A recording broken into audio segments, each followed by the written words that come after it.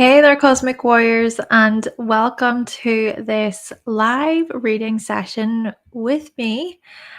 Today, yes, we're going to be doing some live readings. Let me just go to my comments box. And when you're here, when you arrive, let me know, say hi. The instructions on how to book a reading this evening or today just really depends on where you are in the world, but the instructions are just down below. Okay, they're down below. It's easy enough. But let me know if you do have. Yes, so how do we request? So the instructions are down below. So you just go to my PayPal. It is $25 per reading. You can, of course, ask me a question there and just put in all of your information I need. Place of birth, time of birth, and your date of birth. So you can add all that on PayPal. Oh, brilliant. We have one of you has booked. Thank you so much. Let me just take note here. And then we will begin with you. Let me know as well if you want your information kept private, if I can address you, obviously. So, Freda, you are first. Thank you so much. And I'm also curious to know, Freda, do you have a question? And if not, that's completely fine. I will just spend a bit of time exploring your chart and seeing what comes up. So I'm just going to enter in your birth information. If I'm quiet, it's just because I'm trying to concentrate. And I do feel the need to also say that these are mini readings, so you're not going to get the full package, the full deal. You can find my services on my website, hannahselsewhere.com.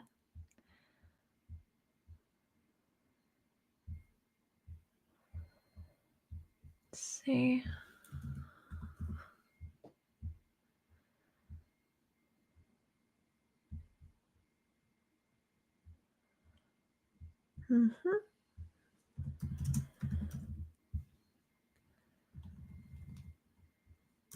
Yeah.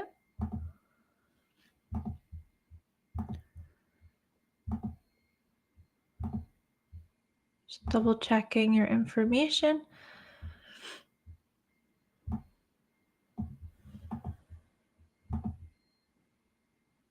Okay.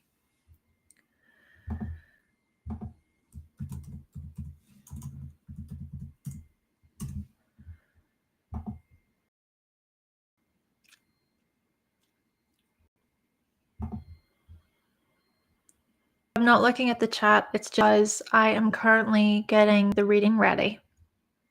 I'll have a look in just a moment. But as I say, all of the instructions can be found in the description box. I hope it's easy enough to follow.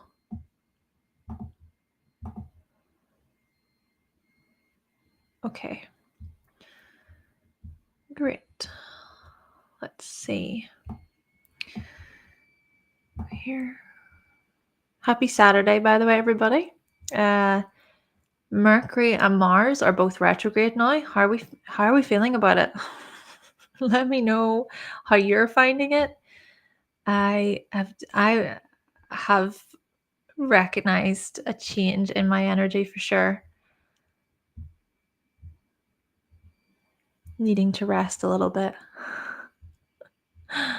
Okay, let me switch these around. How do we switch? How do we switch these around? Oh, I know. There we go. Lovely. Perfect. Okay, so Freda, we're going to be exploring your chart right now. Okie dokie. Let me just get this information and double check the chat. Yep.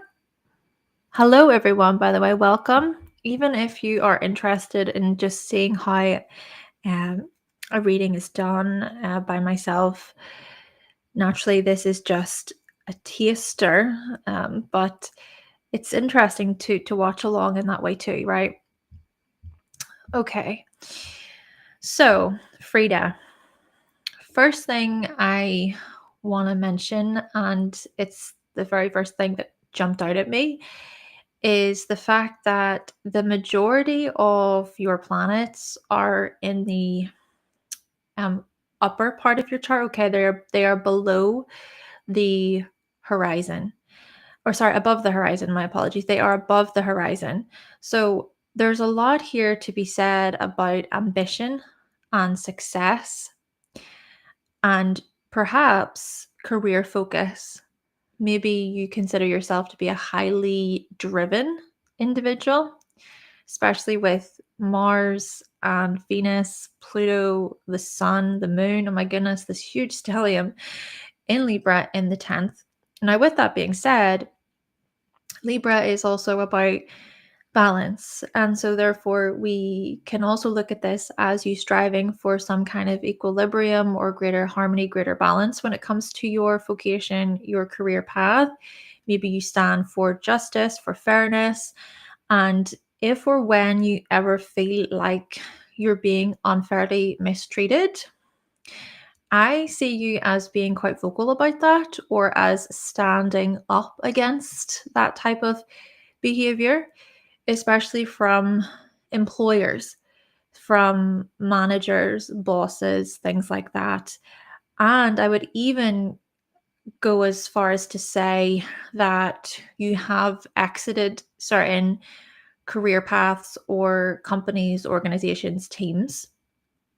I think you have perhaps especially rebelled against them. And the reason why I bring up rebellion in this light is because Uranus is even conjunct the North Node in the 11th.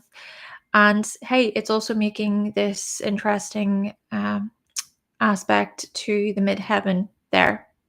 So the North Node, Uranus, the midheaven, all in this 11th house. And the 11th house is about organizations, teams, institutions, companies, firms, right? All of those certain areas. So Uranus is about rebellion. Uranus is the part of you that is able to go, no, I'm not going to tolerate that. And especially in Scorpio, it's almost as if perhaps along your path you've recognized sinister, ill will behaviors, manipulative behaviors, betrayal, lies, deceit, things of that nature. Even Pluto itself is in the 10th. And so maybe you're quite firm about your boundaries. You're quite firm about what you need from a role, from an occupation, a career. And indeed, we see you being very vocal about your human rights. And with that, then perhaps you have literally left certain roles, positions, etc. But then we also see the transformation with Pluto, your ability to transform, to go through an experience or many experiences where it feels like, okay, this is the end, but then you transition. Okay, you evolve into a different kind of version of yourself, if you will.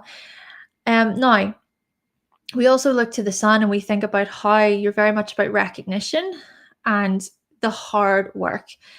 Think of it this way too, when we combine this Capricorn rising. So with Capricorn on the rising, especially within the Venus decan, I see this as you taking your successes very seriously and putting in the effort to make something of yourself. I see you as being quite gradual, slow moving, quite steady. This unshakable force, actually, to an extent. But again, recognition is a big key word when it comes to Capricorn. And when we further assess, again, we go back to the sun in the 10th house also indicates to me that you want to be recognized for your gifts. And perhaps some of your gifts involve the likes of negotiation or diplomacy. Even the moon as well is there. So I see this as you being quite a caring, supportive figure when it comes to, well, the person that you grow into. Because the thing about the 10th house is it is about our sort of older years. And I understand that, you were born in 1976. So I think that perhaps you indeed are at a stage in your life where you have been recognized. You have a reputation for being empathetic, caring, loyal, generous, giving, powerful, really powerful and ambitious. Hey, maybe you even met a significant other through your work, through your line of work with Juno there. But to further even add to this, let's think about how the secondary progressed midheaven is coming to the very end of Sagittarius. And in the next coming years, it will eventually come into the first house actually for you. So we could see some interesting developments when it comes to your career path. Maybe you're even considering something different, right? Something new, a change. We further see this with all of the energy building within the 11th house arena for you with those secondary progressions. Very fascinating to see. So maybe for you, you're at this stage in your life and you're thinking, what else can I try?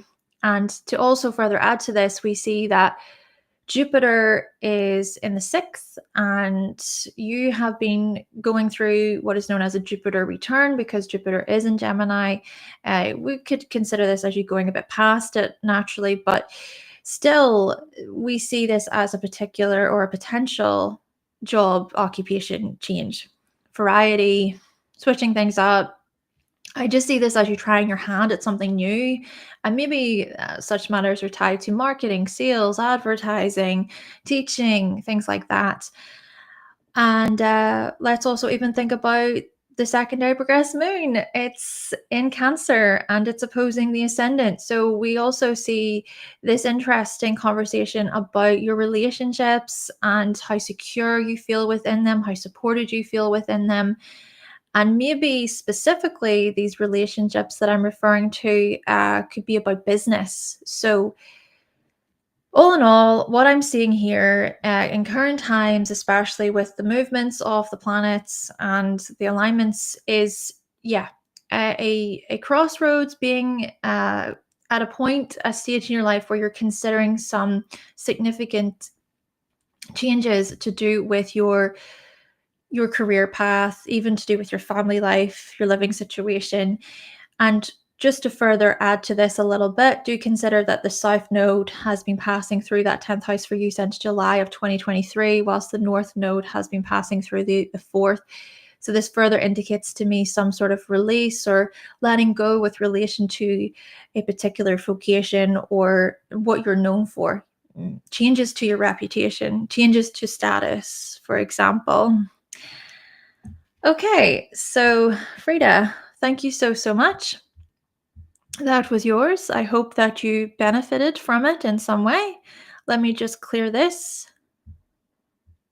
Okay, and let me say hello to Danielle. Thanks for being here. I'm glad that you enjoy the live chart readings. And Nima, hello. We have, I can't see the actual emoji, but it says hand pink waving. So that's nice. Thanks for being here. Moving on. So if I just get the next individual ready, lined up. Okay, so we have Oinka. Thank you very much.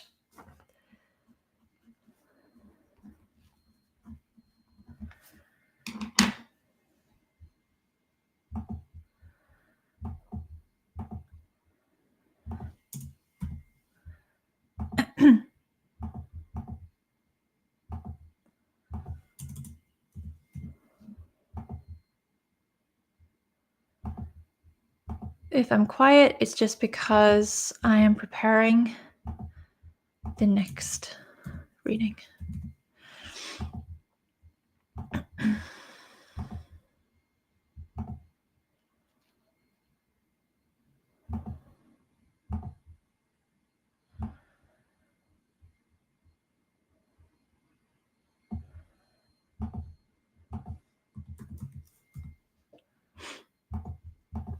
Okay. Yep. Correct. That's AM. Yep. Got that. Okay. And just reading your question here.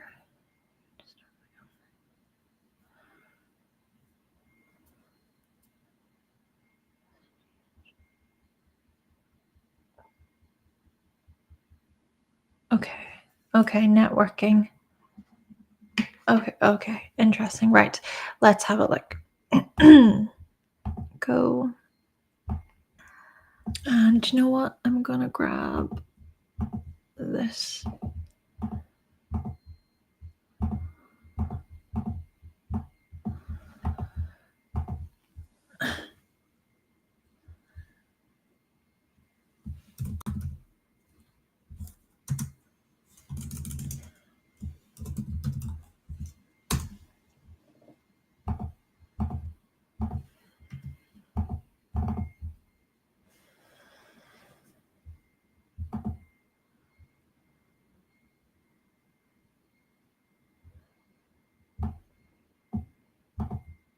Save that. Yep.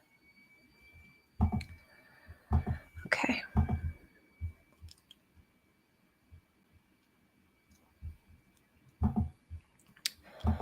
Go to image.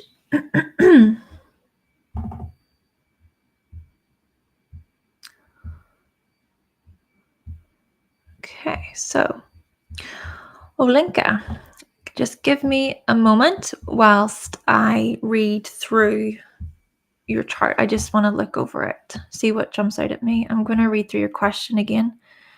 Mercury retrograde. Gotta be careful.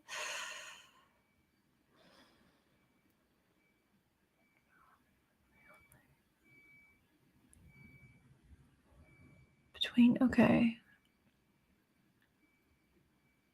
It's going well. Okay.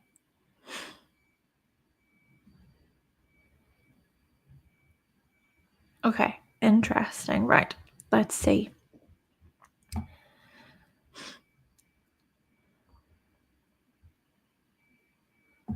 Let's look at the transits.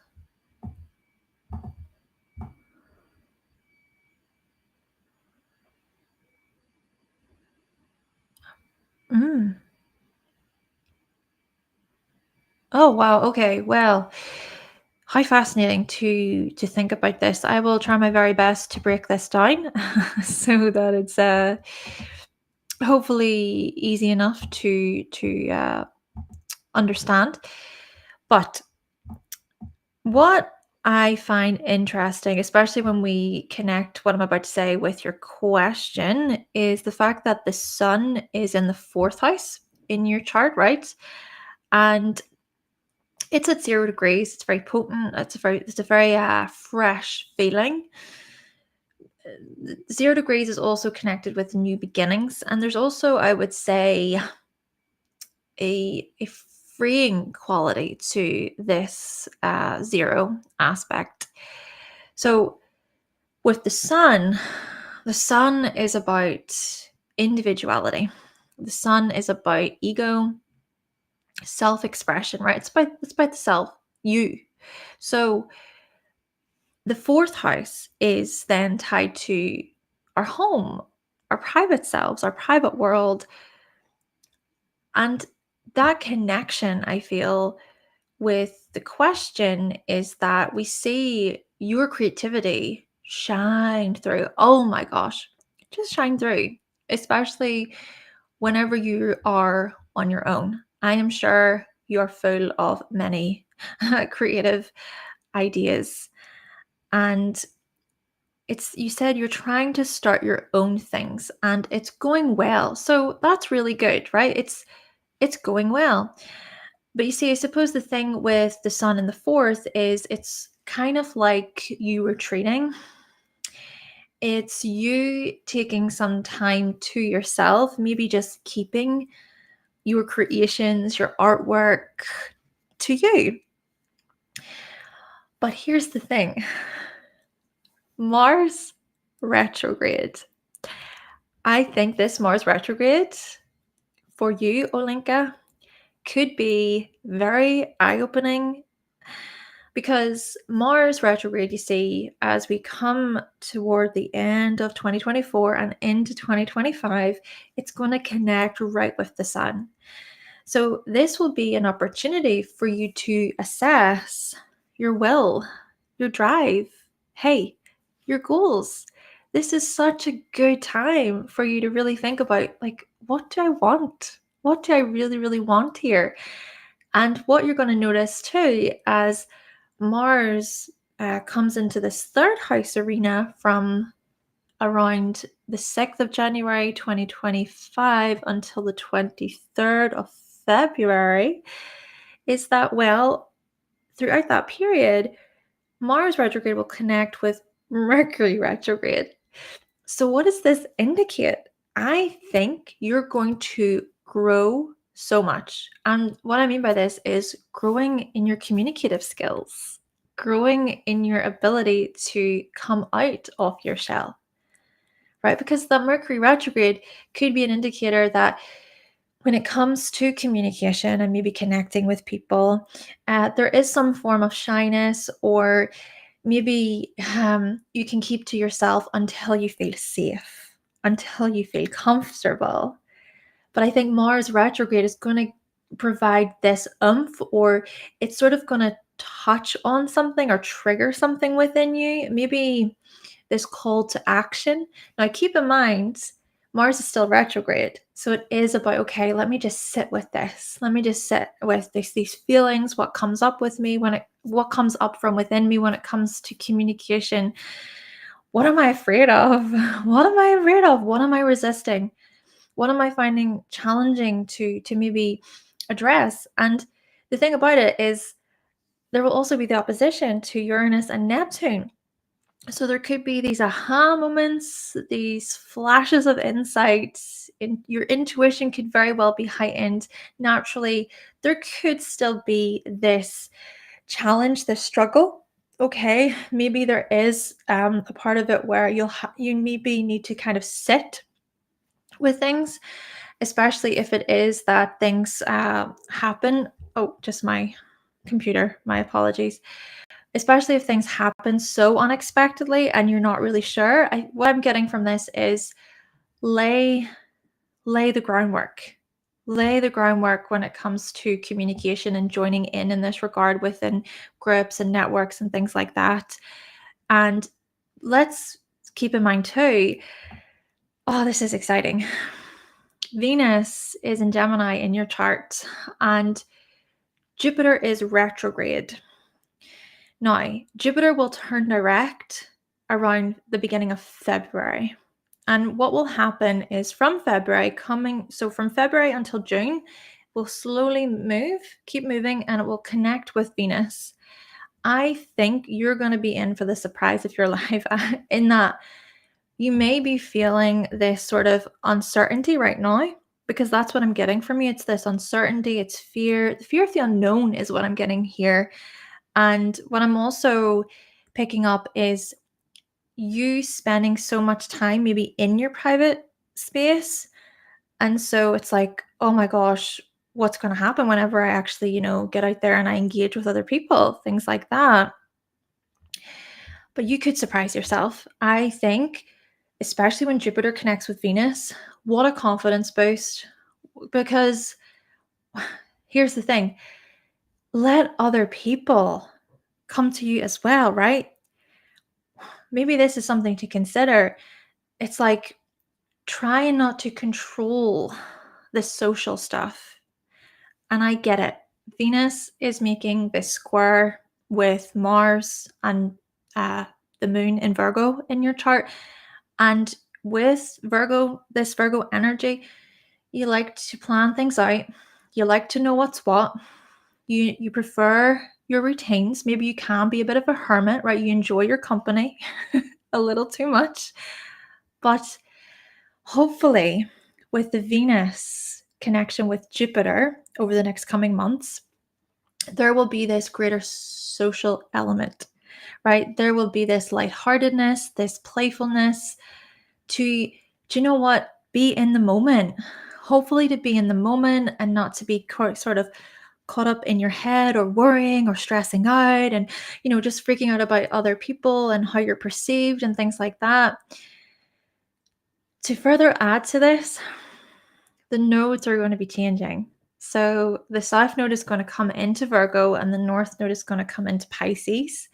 So this will be from around January, 11th of January, from what I remember. So from the 11th of January for the next 18 months, the nodes will come into your 5th and your 11th houses. So what is this all about? Well, one, the South Node in Virgo can maybe be this call to accept and embrace your gifts of being discerning, helpful, being of service, being analytical, and how these things are shown through your self-expression and your creativity, your art. But the North Node in Pisces says, do you know what? Flow. Let go. Let go. Live in the moment. Live in the moment. And remember, the 11th house is about networks, groups, teams. So what I'm getting from this is Saturn moving through this 11th house from March of 2023. So you've been putting those building blocks in place. You've been doing the work. Recognize already how far you've come. So the North Node is just a way to kind of nudge you further in the right direction, so to speak. And even the North Node has been in Aries since July of 2023. So there has been a lot of behind the scenes activity for you. There has been. And what I'm lastly going to say for you, Oinka, is that with the North Node, it's eventually going to connect with Black Moon Lilith before it enters Pisces. How freeing, how liberating. My word, I just think that you're going to step up to the challenge. And I think that you're going to really surprise yourself. And a lot of this will be about confidence, bravery, and courage. Let me just look through. Okay.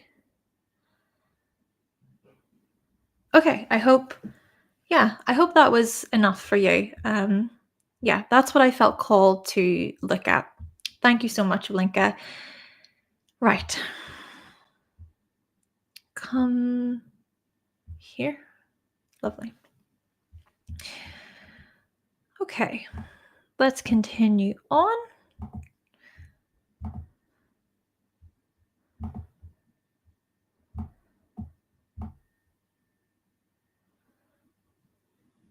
Okay, Shay. Thank you so much, Shay. Let's have a look.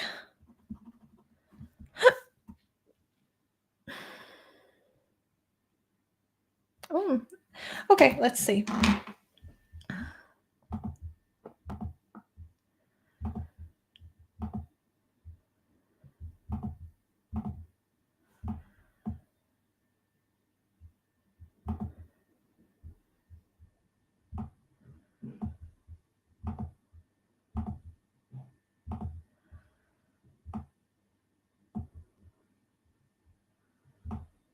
Oh, so Shay, you have a couple of questions for me. Okay, I've got that. And then we also have Anna. And if Anna is in the audience, if you're watching right now, Anna, I will need some information from you and you can email it to me. Okay, so, or you can put it in the chat. It's completely up to you. But I need your time of birth, your date of birth, and your place of birth. And if you do have a question, let me know. But what I'm going to do now is I'm going to prepare for Shay's questions. And I will do my best to keep up with the chat.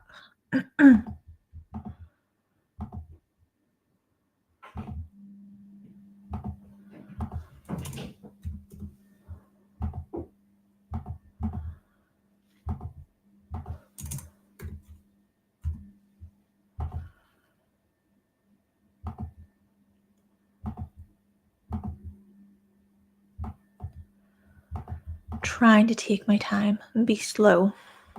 Be slow.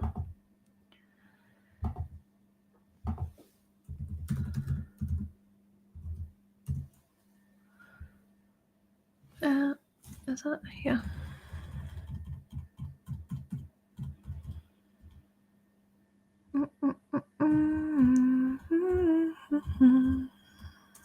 Yep. Okay. Yep.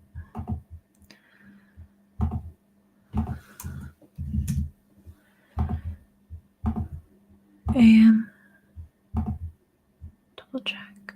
Okay.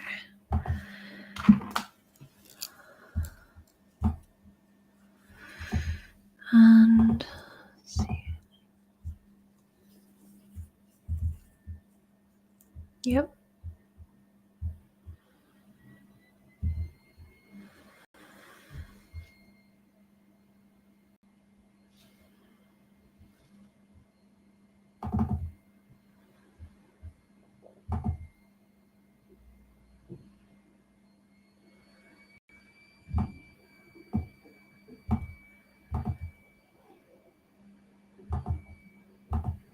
Okay.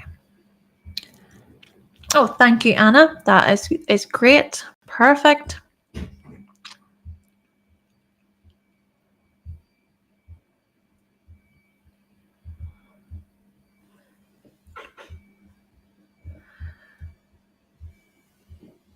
Just getting some more information here. I want to look at your transits, Shay.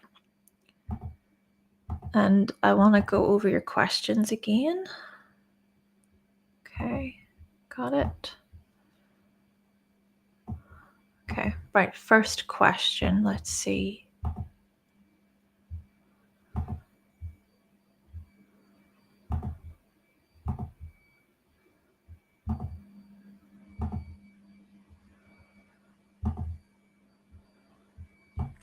Your question: when will I meet someone or have a chance to?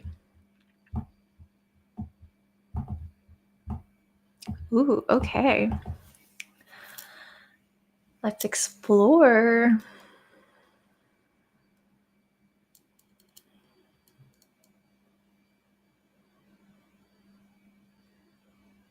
Moon, Venus, Saturn.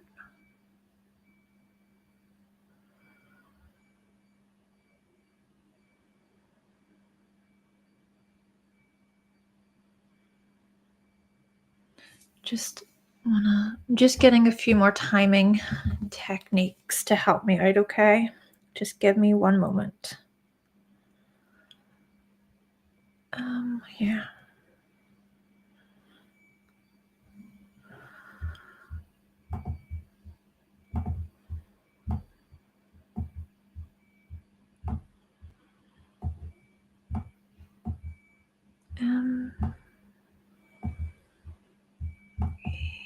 Yeah.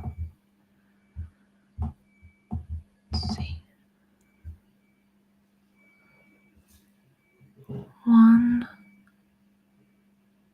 2, 3, 4.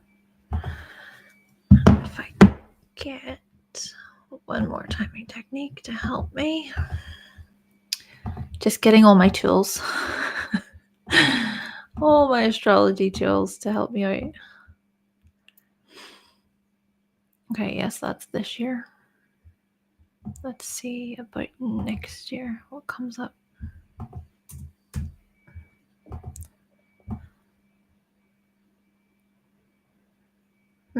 Okay. Right. What I'm going to do then, Shay, is try my best to break this down. Just what I wanted to look out for were these indicators. So these indicators of meeting someone new. Well, the first thing that I wanted to look for was the ruler of your 7th house, which is Mercury. So right now, Mercury is currently retrograde in Sagittarius in your 10th house. So I suppose with the Mercury retrograde, it's sort of like taking that time to especially review matters within your career, or we think about what you're known for, your reputation with the 10th house, your purpose as well. Maybe there's some level of achievement or accomplishment, and you're just wanting to review those areas more so. Maybe some certain business situations are being assessed and addressed. But whenever Mercury eventually comes into Pisces, and that's going to be coming into 2025, right? There's actually going to be a Mercury retrograde, partly in Pisces, but also in Aries. But oh, very fascinating to think about here. Yeah, so Mercury retrograde will come into Pisces, and that will be around March, April time. There will be the Venus retrograde as well. Venus is about love and relationships too. So Venus will also be retrograde throughout April, March time. So that could be quite an interesting time, I think, especially when we combine the ruler of your seventh mixed with Venus. Yes. So that could be an indicator of meeting someone new. It could even be, especially someone from the past, honestly, someone from the past, maybe coming back into your life, reconnecting, things like that. However, do keep in mind that Mercury and Venus will eventually turn direct, and then with the post-shadow periods, that will be coming more into like April, May time. That could be where we certainly see significant shifts and changes when it comes to relationships and partnerships. So that would be one aspect of it. To further combine this, though, Saturn acts as a bit of a part of it. Because Saturn is also in Pisces and will be quite far along by that time. So Saturn is about commitment. So this could be some indicator of a long-term committed relationship. However, this is where we want to combine other timing techniques to paint a full picture. And whenever I looked up your solar return chart for next year, right? So on your next birthday, you will be coming 44. So I pulled up this chart for next year, 2025 to 2026. What do we see here? We see Saturn, Venus, Neptune, and the North Node all in your fifth. The fifth is about love and romance. And even Uranus is in the seventh, making an interesting sextile with Neptune. So there could be some unexpected relationship moves, a romance that is blossomed, right? And with Venus and Saturn being so close together, hey, it could last, right? It could last. There could be a steadiness. There could be a big emphasis on love and romance as well. So that is very interesting to think about. Okay, so let's also think about Juno. So Juno is in the first house in this solar return chart as well. And Juno is about marriage and commitment. It is opposing Uranus. So again, there could be unexpected changes to do with commitment, partnership, things like that. Also, I feel the need to mention this, right? I was talking earlier about with the Venus retrograde, the Mercury retrograde in 2025. Sure, yes, Venus will be in Pisces in the fifth in the solar return chart, but I still see this as like March, April time being an opportunity for you to maybe assess where you're at. So if, like, let's say hypothetically, you were to meet someone January, February time, those retrogrades could be a beneficial period to really think about, are we aligned? Are we a good match? Is this the relationship for me? What do I want from this relationship? It's things like that to maybe go over. Okay, let me just take a moment to look further into this for other indicators.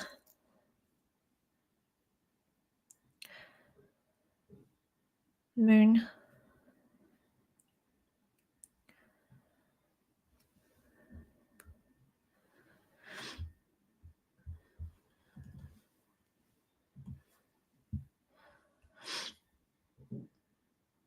Mercury.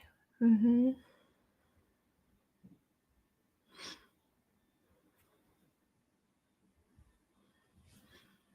Okay.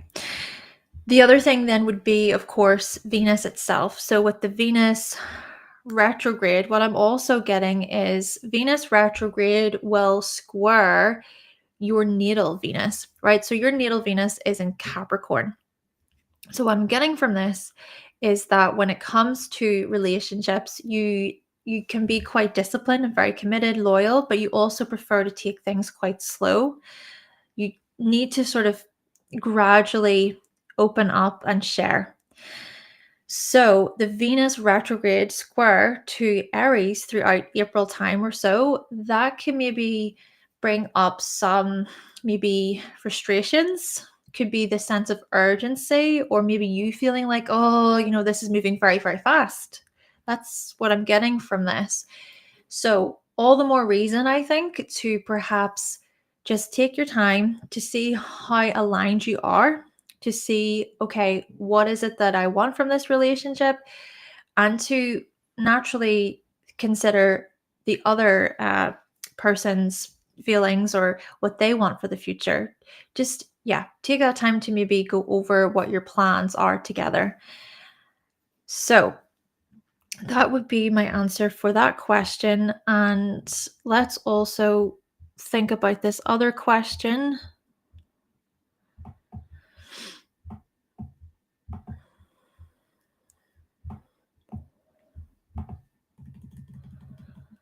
Okay, so skills or talents, your skills and talents. Let me have a look. And Olinka. Oh, brilliant, Olinka. I'm really, really glad. Yay, I'm happy to hear it. And hello to you, Alexander. Welcome to you. I hope you're doing good. Yes. So, skills and talents. Oh, well, we see that Pallas is in Aries in your second house. The second house is connected with our skills and talents. It can show up like this. So, Palace there could indicate that, my goodness, you have quite the creative intelligence. I think that you can be a very inspirational individual. Oh, and just another thing, just want to further add to the relationship conversation and meeting someone new. Get this, the South Node will come into your seventh from January time for the next 18 months. And eclipses will also occur in that seventh house of relationships and partnerships. And then the North Node will come into the first house arena, so much about your identity. And already the second eye progressed, Venus is there in the first house. So we're going to see notable changes to do with your identity and your relationship identity, so to speak. Indeed, significant changes to your identity, to yourself, just thinking about yourself, what you want, your goals, your aims, major transitions and developments up ahead with the nodes changing. Interesting. Okay, so like I was saying with Pallas in Aries can indicate that you're quite a brave person when it comes to how you maybe use your resources and your materials to help you maybe get ahead. And maybe a part of it is your vision. Like, you're quite a visionary. You use great foresight. I even see this as you being quite a gifted leader. A gifted leader, someone who you know what you want and how to get it. Now, there is, of course, more to this, isn't there? Because Pallas is opposing Pluto. And there's also some of this Jupiter, Saturn energy in Libra in the 8th. So there's heavy 8th house stuff happening. So we also see potential feelings of urgency or crisis or upheaval, these kinds of things that maybe you have experienced throughout your life, to do with shared resources, shared accounts, things like that, having to make all of these repayments, or having to sort of dig yourself out of a challenging financial hole, if you will. But I think Pallas in Aries sort of indicates that you have that drive, that will, that grit, that determination, that relentlessness. My goodness, the relentlessness of Aries to push through. You will get through this. It's that kind of energy. So maybe, quite possibly, we could see this as you bringing this spark, this drive, this motivation, this will to what you do for a living, right? Or even thinking about your skills and your talents there, how these qualities just they shine through. And to further add to this, the ruler of your second, Mars, is in the 12th along with Mercury. Now, Mars is in Aquarius, Mercury is in Aquarius in the 12th. So, what does this indicate? You are about breaking the mold. You are someone, when it comes to your skills and your talents, your gifts, you're going to do the unusual thing, the out of the ordinary thing, the thing that maybe people are not talking about, they're not doing. You're already being the trailblazer. You're already far on ahead and trying something new. And I think a lot of this is actually done behind the scenes. A lot of people maybe don't see the moves that you make, but you're making them. So I think this within itself is your gift. This is a very big skill that you possess. And maybe you can hopefully draw from this information a bit because, well, with Mars and Mercury in the 12th, it could feel like your ability to think differently or to innovate, to try new things, to experiment, that those sort of qualities are hidden from you, they're blocked, you don't really notice them, you don't recognize them within yourself. But by you doing that self-exploration, by you being able to look within and go, do you know what, actually, yeah, whenever I'm able to journal about this or I reflect upon this, I can see it. Hey, you know what? The secondary progressed moon is in Aquarius and it's in the 12th. There's some level of detachment here, right? That's the thing with Aquarius. There can be. And that detachment at times can show up as you not fully sort of connecting with what you do or with what you say.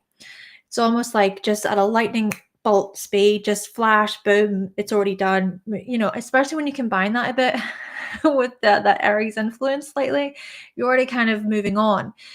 So maybe the secondary progressed moon over the next 2 years can be your opportunity here, Shay. Integrate. Just connect with your difference, right? Connect with your uniqueness. Even Pluto, my goodness, Pluto is there and it's right with that secondary progressed midheaven. And even the secondary progressed midheaven is just about to enter Aquarius. What is this? Major renewals and transitions to do with your career path, to do with your position, your sort of your public image, your reputation, your status, things like that. Many changes. And let's also mention here with the Sun and Venus in Capricorn, flip, you're someone who is doing the work. You have the passion with that Palace in Aries. You have the stamina. I would also suggest, even though Mars is in the 12th house, and that can be a pretty challenging position for Mars to be in, right? There can be challenges to do with drawing from your energy or feeling maybe unmotivated and things like that, a bit deflated. But I still see this as with your Capricorn influence, being very determined, dedicated.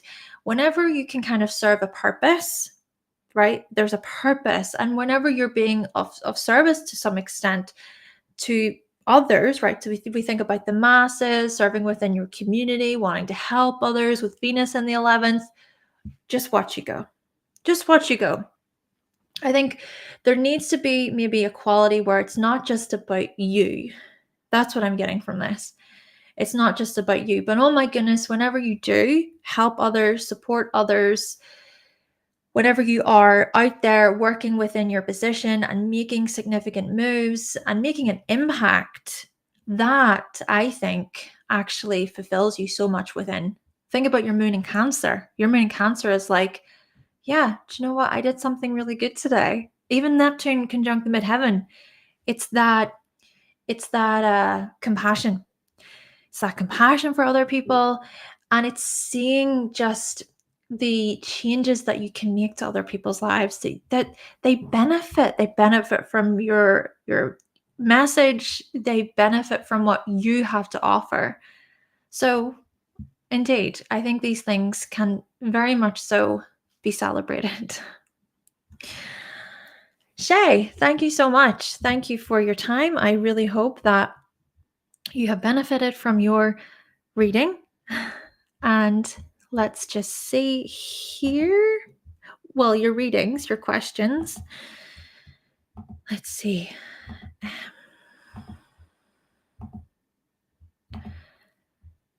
Yes, and Anna, indeed.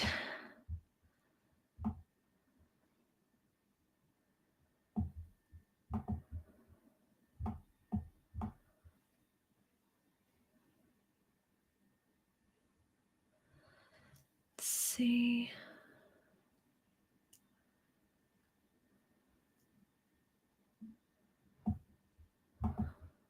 Right. I'm just getting your information, Anna. I'm just putting it in.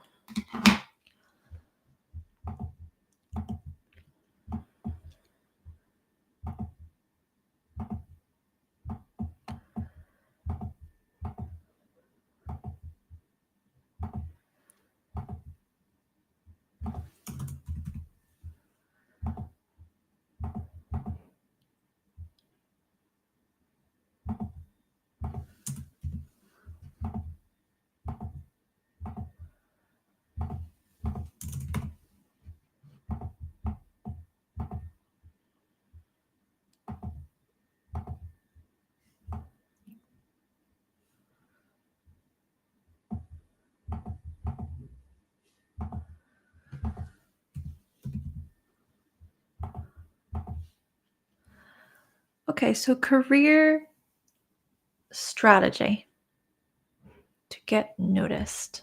All right. Double checking your info. Okay, great.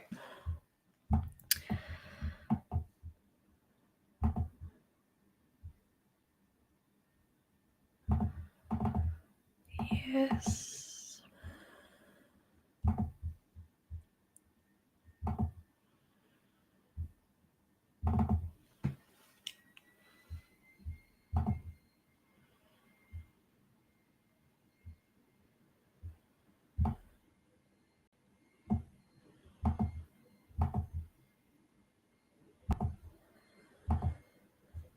Okay. Hello to Laura. Hello, welcome, Laura. I hope you're doing good. Thank you for tuning in. Hello to Lori as well, and to Frankie the Blue. Hi, hi, hi. Yes, all the Gemini vibes. Thanks for being here. Okay, right. Oh, I have a lot of tabs open. Let me just clear those. Okay, hopefully.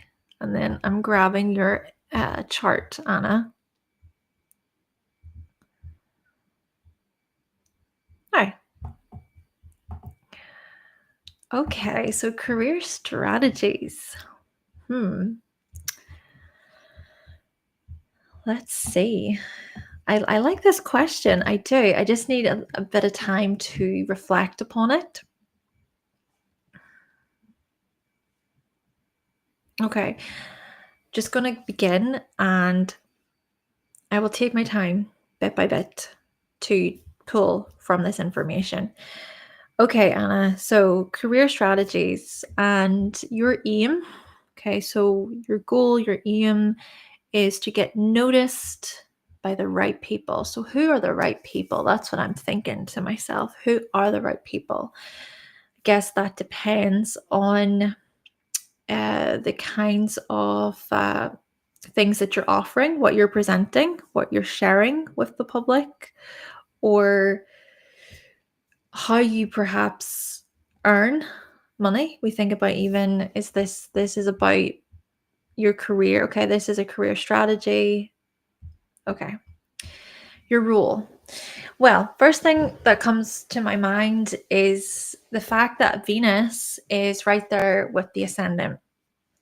So I think a big part of what you value is emotional security, belonging, safety, protection. So if you think about it, this stuff is driving you, right? It's a big part of how things unfold for you. And to also further add to this, that you've got this Taurus influence. So the sun is in Taurus. It's at an anaretic degree. So there is a sense of urgency. There's an apprehension with the sun in Taurus at that degree. But the sun is in Taurus. Mercury retrograde is also there. And so Venus is that ruler of the 11th. So what we're seeing in combination with this is you value comfort, stability, consistency. There's a lot to do with feeling like you have enough, feeling like you can provide for yourself, support yourself. So maybe this is where we want to reflect upon this strategy, if you will, to think about, okay, well, financially speaking, how much is comfortable for you. And we also think about how Vesta is in Taurus, and Vesta is about our eternal flame. Vesta is strongly about devotion. So whenever we fully devote ourselves, whenever we fully commit ourselves, so I see this as, okay, career strategy, show up as a committed, loyal member of the group, member of the team. If it is that you're wanting to maybe market with Mercury, right? Marketing to market a product, this could be a product, something that you're selling, something that you're offering to humanity with Taurus, those physical things. But if it is that you're wanting to sell, you're wanting to market, can you be loyal to the mission statement? Maybe that's the thing to consider. What is your mission statement? What is your why? And think about it this way. Mercury is currently retrograde in Sagittarius right now. And it has been retrograde in Sagittarius from the 25th of November and will continue to retrograde until the 15th of December. So here's the thing. It is connecting with Jupiter and Uranus.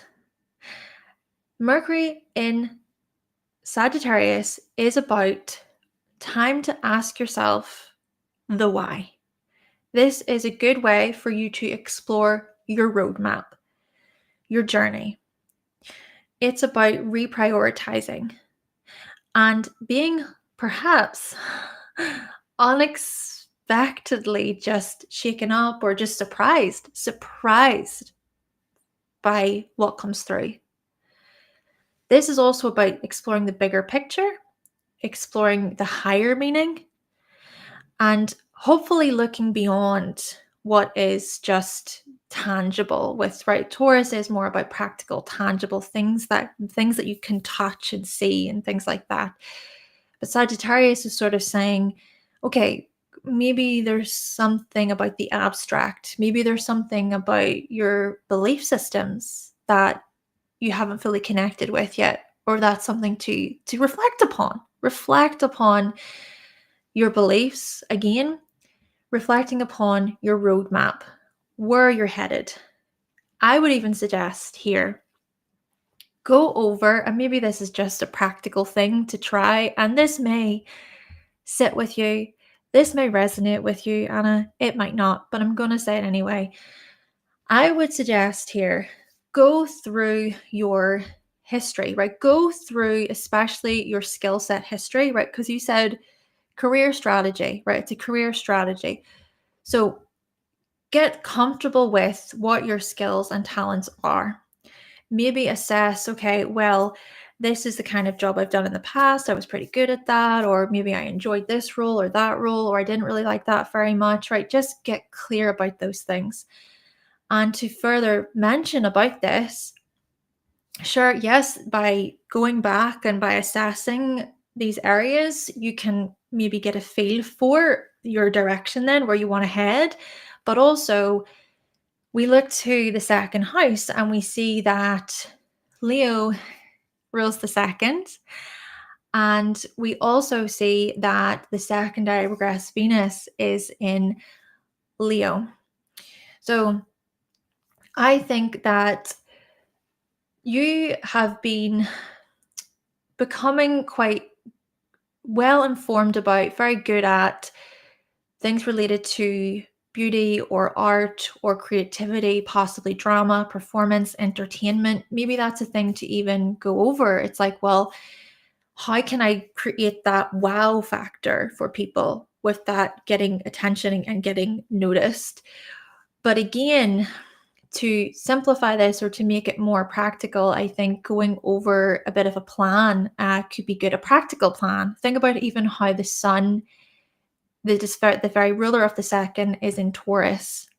So this is about tangible results. This is about being practical, assessing things in practical ways, and to experiment, I would even say, in some regard. Think about how Mars is in Gemini and it's conjunct the sun. Mars in Gemini also sort of urges you, asks you to be flexible, to be adaptable, to be open to change. Think also about how Mercury retrograde is opposing that Mars rather. So with that opposition to Mars, this is still then an indicator of going over previous information, especially when we think about work, your services, your productivity levels, any stress levels, to widen your scope, to gain a bigger perspective. Naturally, this can be quite a tricky thing to do.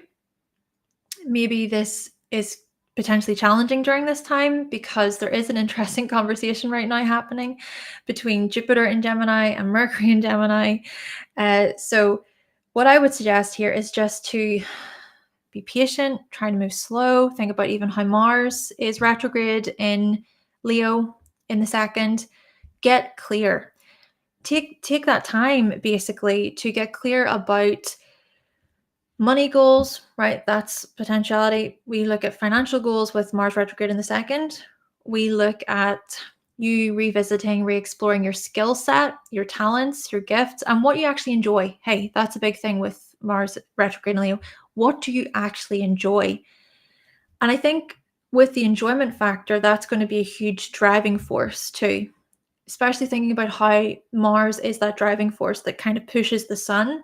So the sun is in the 11th house. Mercury's also there. What's coming through here is where you're going to feel so fulfilled is within community. Community. Within groups and teams where there is this sense, this feeling of security. Back to the ascendant in Cancer with Venus, belonging. Belonging.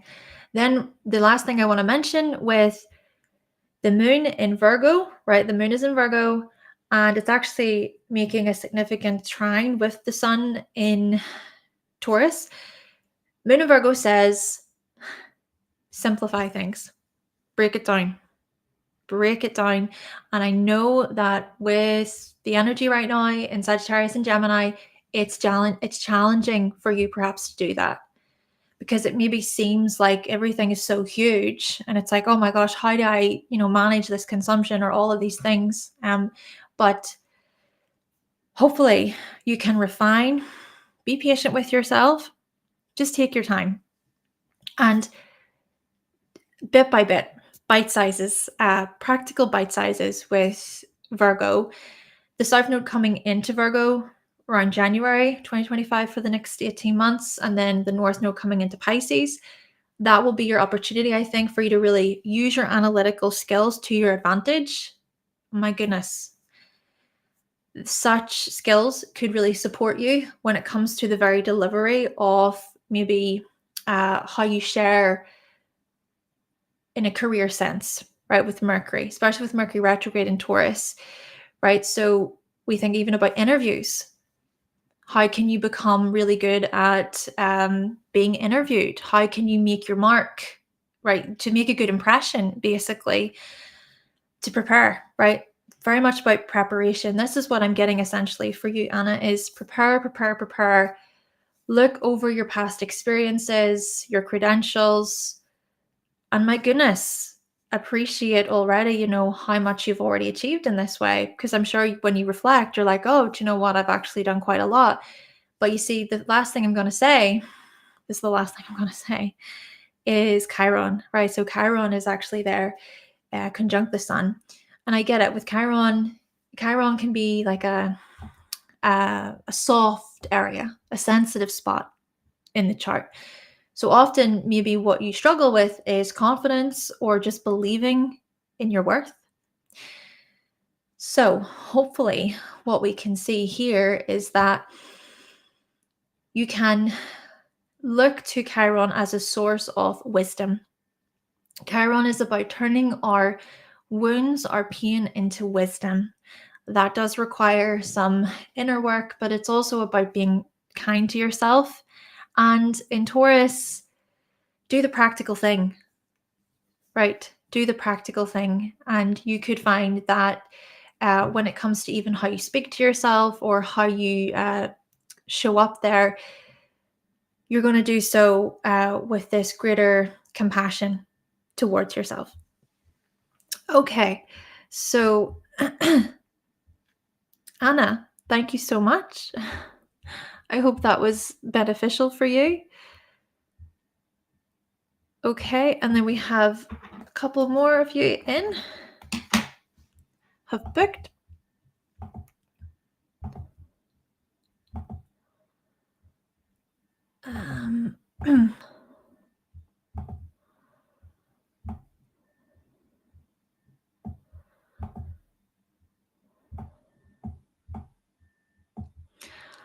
All right, Veronica.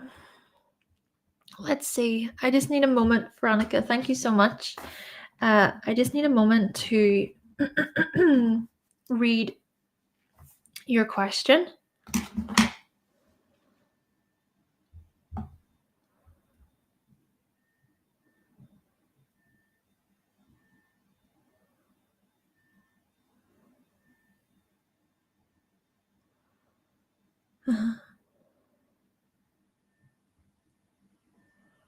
Where to next? Brilliant. Okay. I'm just going to enter your information and then I'll look at the chat.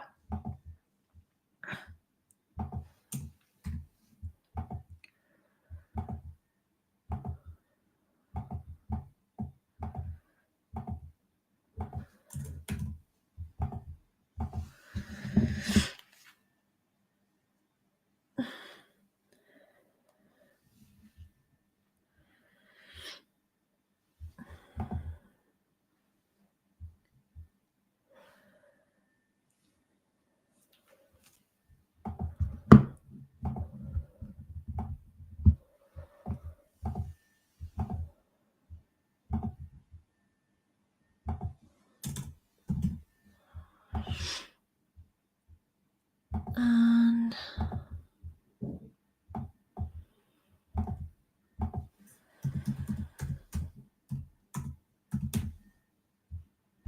yep. Alrighty.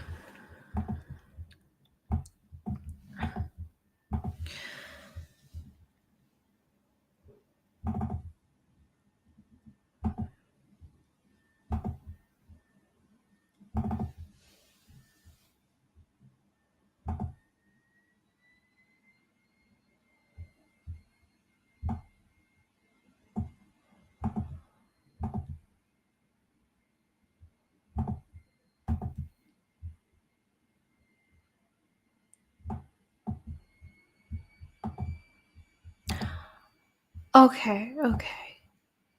Brilliant. Yes, Anne, I have your information as well. Thank you so much. Let me just look here, Veronica.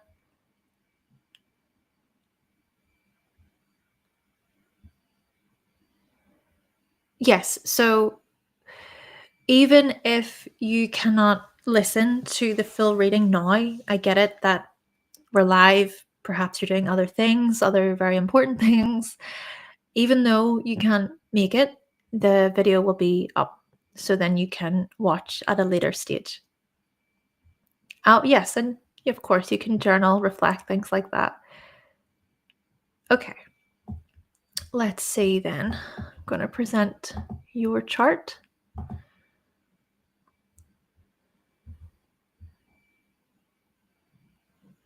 Okay. And I'm getting some timing techniques, so excuse me if I'm just taking a bit of time. I'm really trying to be intentional, to slow down. Let's see. 1999.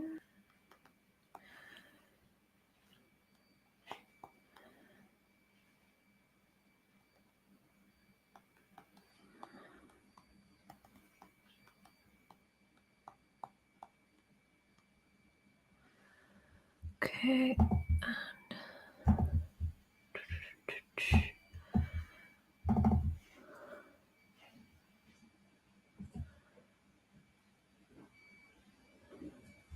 All right. Got that.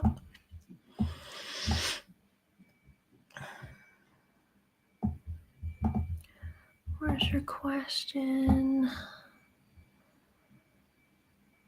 All right. So basically, you're feeling quite stuck.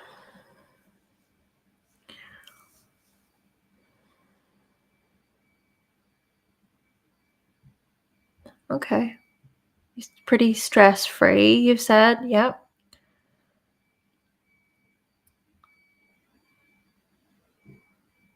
But your soul is not growing. You want more.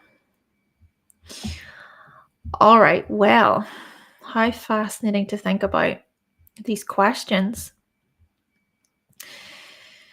Well, let's say, first of all, Veronica, that Sagittarius is on the rising in your chart, and the sun is in Aries, conjunct your very chart ruler, which is Jupiter. Oh, Anna, yes, of course. I'm so glad. Great. Thank you so much. Thank you. I appreciate your feedback. Brilliant. Yes. So as I was saying, Veronica, Jupiter is conjunct the sun in your chart in Aries. So this combination to me is about adventure, growth, spreading your wings, broadening your horizons, trying all the things, possibly even taking some risks in life. Hopefully healthy risks, of course. But the fifth house even is about risk taking. The fifth house is a house of chance. It's a house of gamble, right? And sure, gambling could look like in a negative light, it could be not very good, right? But gambling in the sense of to take a gamble, to take a chance, to take a leap of faith, especially with the sun conjunct Jupiter.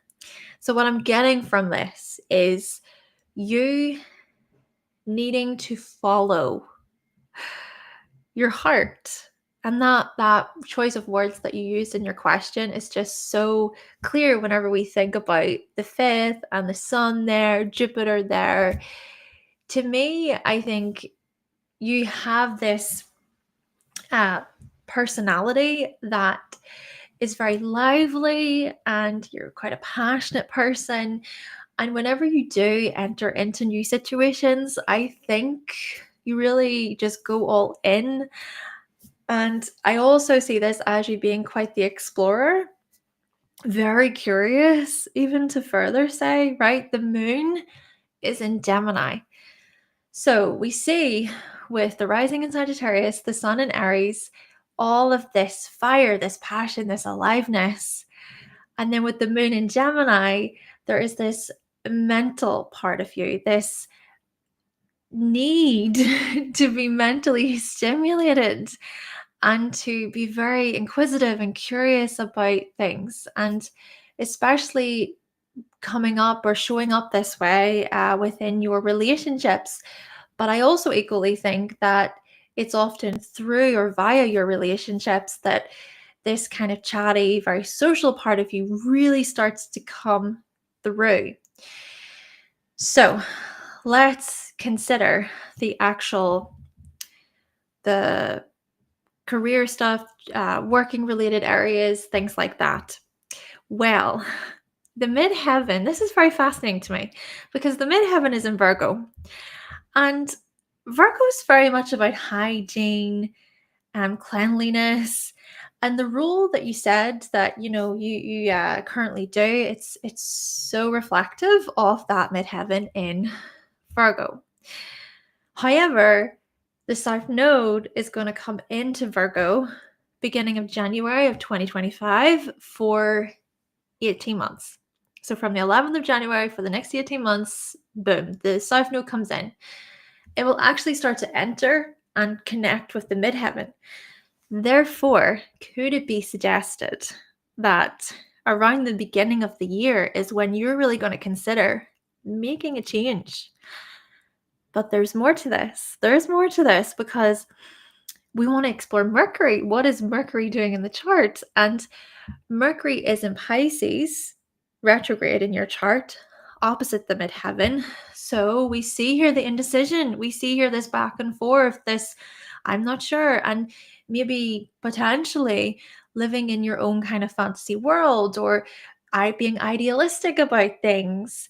And that's not a bad way to be. I just want to say that it's not. It's just that I think with the nodes changing around January time, I think what's going to really start to kick in for you is, right, there are changes that I want to see when it comes to my career path or when it comes to my position. What am I actually going to do about that? So we could see some healthy, practical steps that you take, but we also see all of the imaginative stuff come through to indulge a little bit in your dreams, to indulge a little bit in the possibilities, to be hopeful, to be open to change. And Saturn is going to come up and it's going to connect with Mercury retrograde more around, I would say, April, May time, more so around April time. And that could be when there's actually a plan that you put in place or there's something that you're willing to do. And the other thing to further add to this is Venus and Mercury will be retrograde. So Venus and Mercury retrograde will happen in Aries and Pisces around March, April 2025.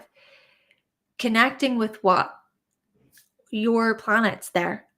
So perhaps it would behoove you, it would benefit you to be able to reassess, to re-examine, okay, what is my heart saying? What about adventure, freedom? What about broadening my horizons? There could be some interesting insights that come through. You could use that as a beneficial time to maybe get clear about your position, about your role. Think even again how Mercury is that ruler of your 10th, the ruler of your midheaven. So the Mercury retrograde will also have something to add to your professional life story. And maybe a part of that will be becoming clear in your private space, because a part of it will be in the 4th. So this is your private life, your home life. Maybe, you know what? It could be a beneficial thing to ask perhaps family members or people you trust, people who, you respect their opinion. You respect their opinion. They know you well. So they're going to give it to you straight. They're going to be really truthful with you. So it could be a good opportunity for you to perhaps ask for some advice, for some assistance there from people who do know you very, very well. And the other thing I feel the need to mention about all of this is Mars, which is the dispositor of your Sun and Jupiter. Mars is retrograde in Scorpio in the 12th. And so I see this as potential hesitation on your part. And maybe a part of it is because of fear, the fear of the unknown, the fear of the unknown. And with that being said, I'm not saying to just follow blindly and jump into a new situation like that. But I think that Mars and the 12th speaks to some interesting unconscious motivations and drives. So these things happening behind the scenes, maybe self-sabotage, maybe getting in your own way. There's some heaviness here happening within the unconscious. There's a lot to perhaps unpack when it comes to your emotions, the things that you bottle up. We even see some heaviness even with Pluto in the first. Chiron is also there. So perhaps what this is indicating is that there are deeper things boiling beneath the surface that have something to say about your decision-making process. So that might be worth exploring. Veronica. But all in all, I do see some significant changes and shifts happening to your professional position because the nodes are going to change. Even think about it too, just the final point I'm going to make is Mars. So Mars is retrograde, sure. But you see, so I would say around May, June time, about that time, Mars will come into Virgo. So let's just go with the summertime about that, right? Mars will come into Virgo summer 2025 about that time and move through the 10th house for you. Mars, again, as a reminder, is that dispositor of your Aries energy. So we could see some significant moves. Taking that leap of faith, getting that call, getting that confirmation, that work confirmation, significant professional life changes. Thank you so much, Veronica. And we're going to now move on to Anne. Thank you again, Veronica. Oh, Shay, you have asked me a question, and I may answer this question. It's not reading related. I just want to say I really enjoy questions like this. One piece of advice when starting out learning astrology. My one piece of advice would be find your own voice. Find your own way of connecting with astrology. Yeah. I think especially whenever I started out, I felt like I had to, I had these expectations of myself that I had to be a particular astrologer. But really it does boil down to your relationship with it and how you use it. And that requires time, honestly, it does. I think it's still really beneficial to learn from others who have came before us. I wouldn't listen, I would not be where I'm at today if it wasn't for other astrologers. I wouldn't. So it is important, yes, in that way to really learn, but it's still about being patient enough to sit with what you actually think, what your opinions are about the information you learn, the research that you do. And that comes through. I think that comes through, and I think it speaks to authenticity. Okay, so Anne.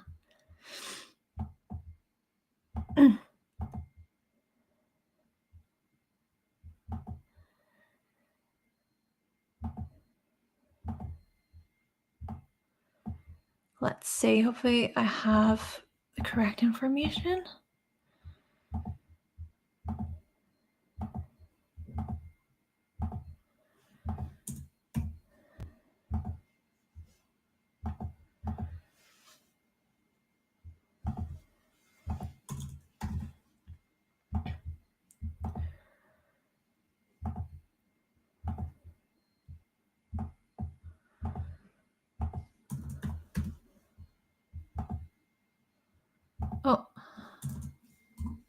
Okay.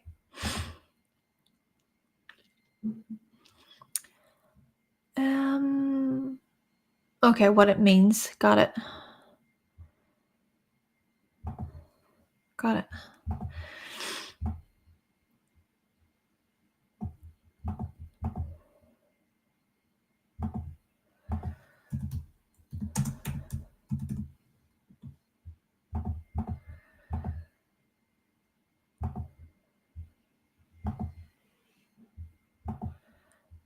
Yep, got that. Yes. Okay. Let's do this.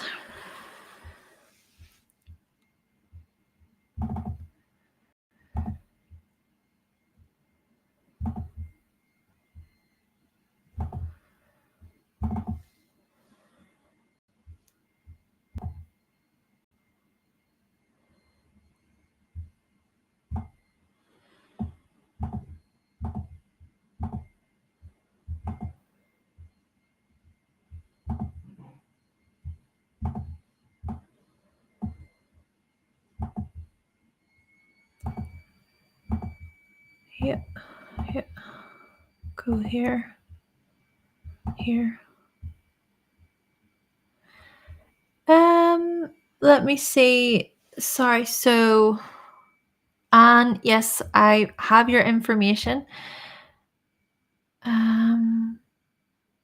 Veronica.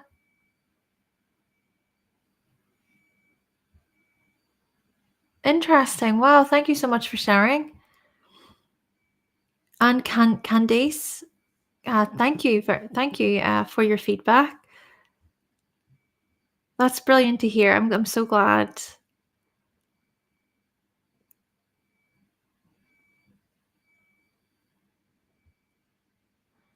And Ace of Spades, Stephanie.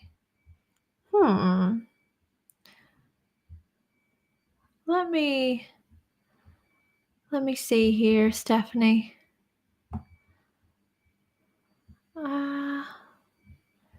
We're on, so today.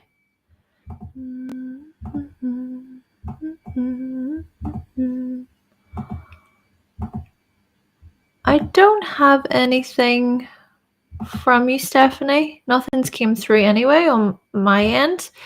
Are you, and I do apologize if, perhaps it is me, I'm not sure, but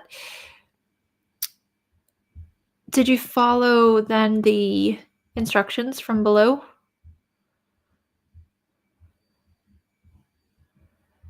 Okay, so Anne, let's see.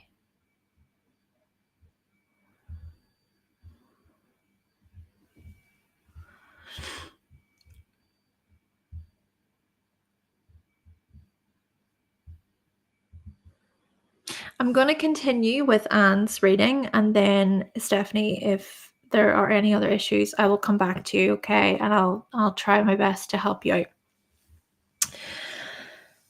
Okay, so Anne, you want to know about this Gemini stellium in the 12th house. Right, let's explore. Well, what I firstly want to mention is Cancer is on the rising, and the sun is also in Cancer. So what we see here is that openly out in the public, how you present yourself, your identity. So really what is seen there, we notice qualities like you being supportive, being quite caring, being quite sensitive as well to your surroundings, to your environment. And we also see that perhaps you're quite a family-orientated person.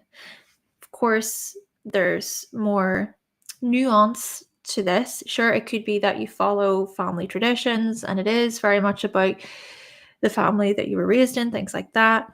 But we also see with the North Node and Pluto there in the fourth house that there is a degree of diplomacy, balance, and maybe wanting to find greater harmony within your family situation. Maybe you being a bit of a mediator, if you will, when it comes to your family life, your home life. And we also notice that with your chart ruler, the moon is in Virgo.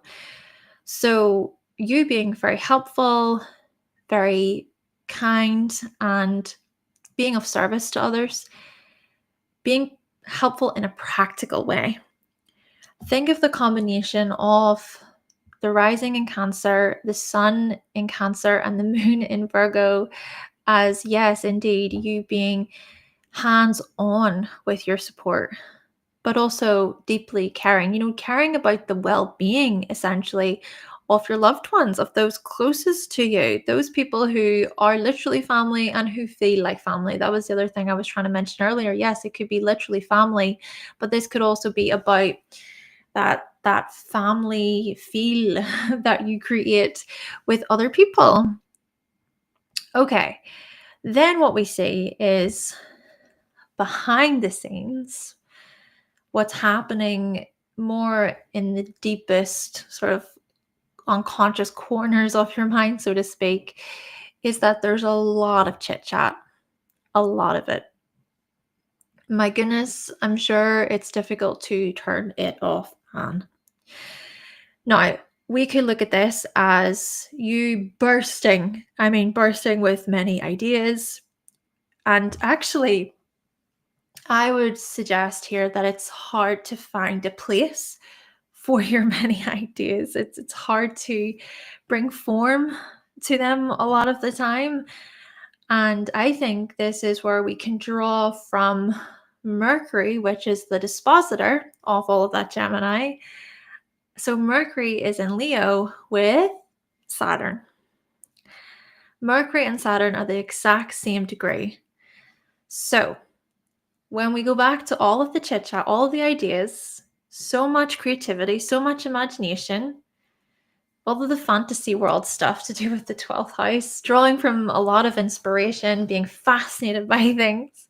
Well, whenever we reflect upon that and we consider Mercury and Saturn being in the second, my word, whenever you can draw from patience, precision, being quite grounded and steady, this is where we see your many ideas having their place. And I think this has been a bit of an art form, something that you've been trying to perfect and correct over the years. And a lot of it is about confidence. Oh, I think, Anne, you have grown so much in your delivery, your ability to communicate, to be proud of the things that you're saying, to come from a place of self-assurance. And maybe, yes, it has taken quite a while. It's been challenging for you to perhaps accept yourself or to accept in what you're saying. And there, I think, are those fears that creep in. They creep up on you from time to time. And the reason why I'm bringing this up is because Black Moon Lilith is in the 12th in Gemini. So what we see is this potential for denial, shutdown, being overlooked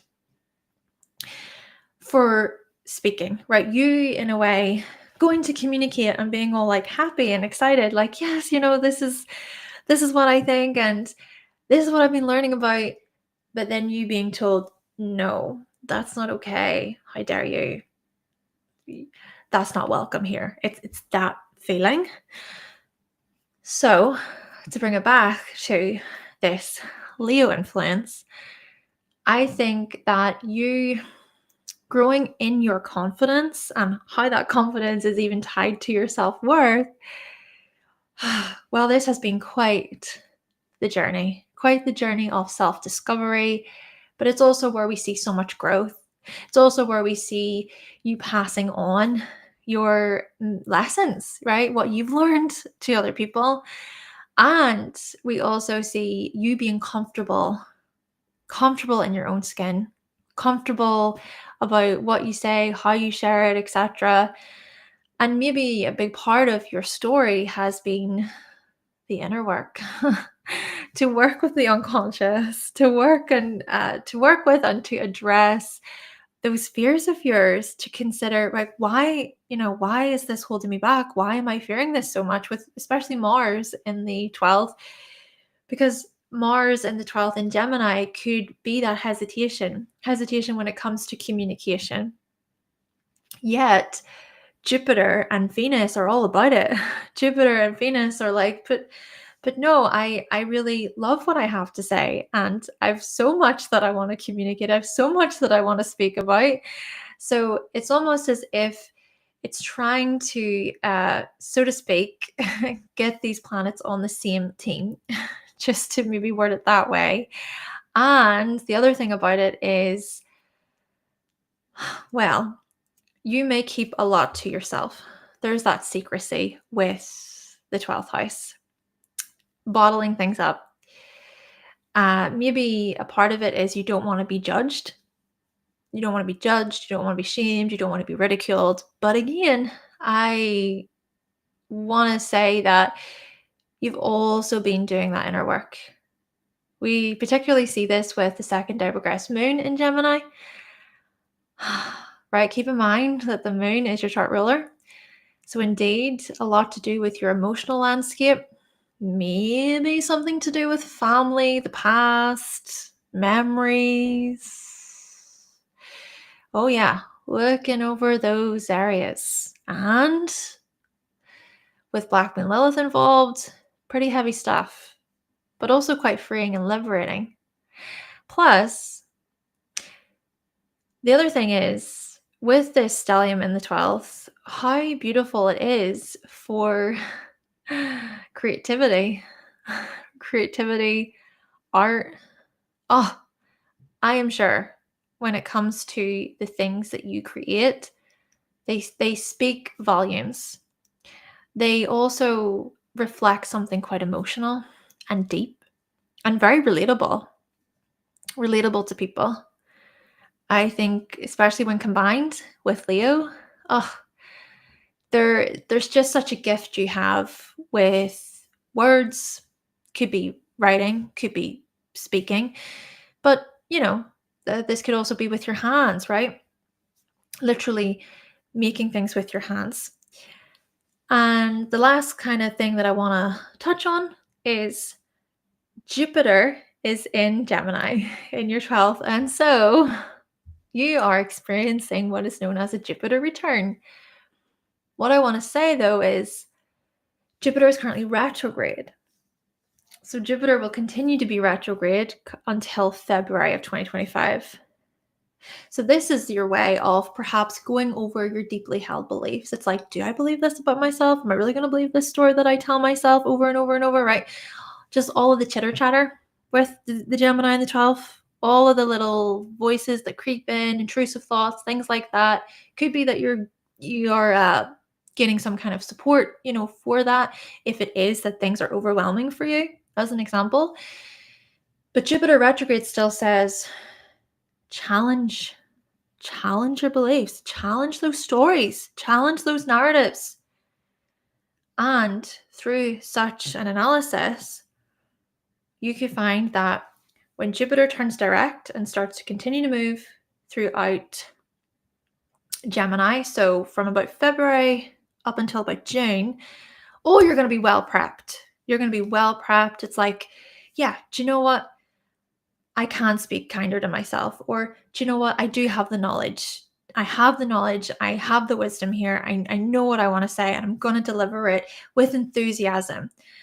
But you see, Jupiter is going to come into Cancer June of 2025, and it's actually going to align with your secondary progressed Jupiter and Mars in Cancer. So therefore, what I'm getting from this is adventure, movement. Hey, you could very well relocate. You could very well move. You could change location, but there could also be just some significant changes to your identity, feelings of belonging, feeling safe, feeling secure, things like that. Anne, thank you. And let me just see here. Okay, brilliant. Thank you so much, Anne. Let me see.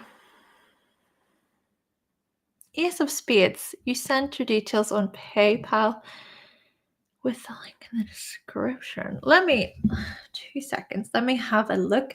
I have not received an email confirmation, but it could be that the email side of things isn't up to speed. Give me one moment, please, Stephanie. Oh, wow, Anne. Oh my gosh. Oh, like the Cancerian vibes. Well, thank you so much. Thank you. I really hope that you benefited. And Joseline. Sorry, my apologies. My pronunciation when it comes to names can be quite something. But yes, you can still submit. You can still book. Oh, you just did. Brilliant. Thank you. Let me just double check here. I need to check with you, Stephanie. Let me see.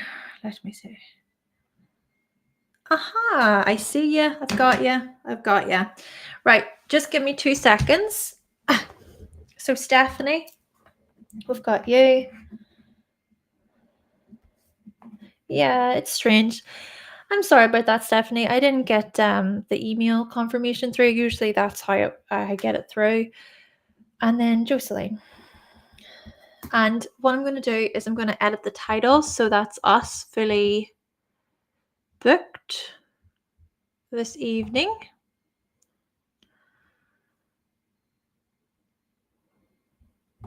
Just give me one moment.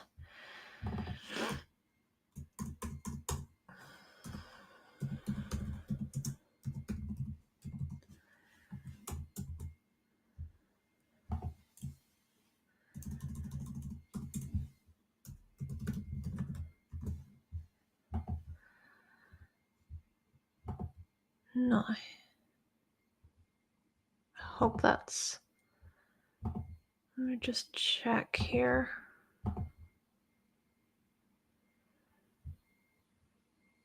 Yeah. Okay, great. So I'm going to now enter your information, Stephanie. Let's see.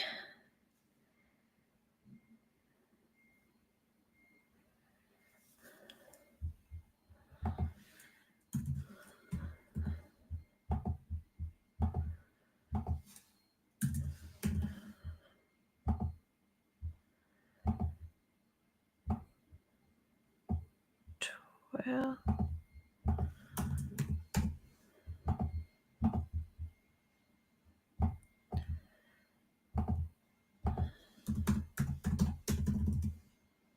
okay. So your nodal return, Saturn square.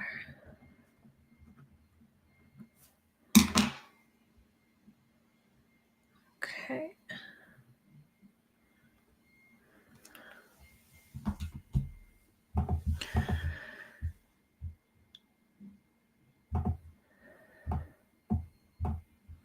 Okay, just grab your chart.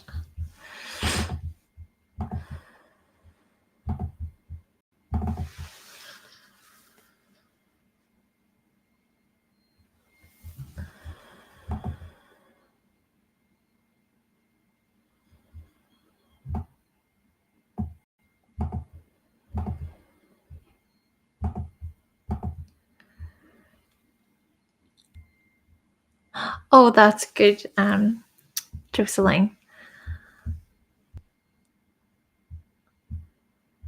Okay.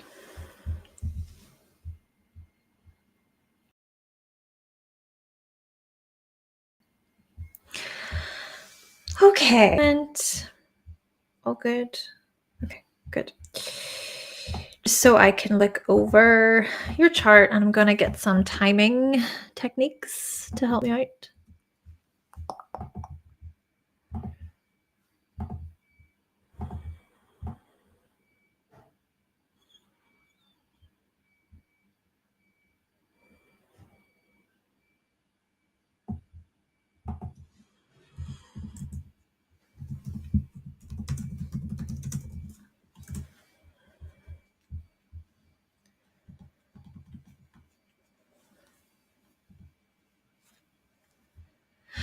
Right. So for you, Stephanie, let's firstly address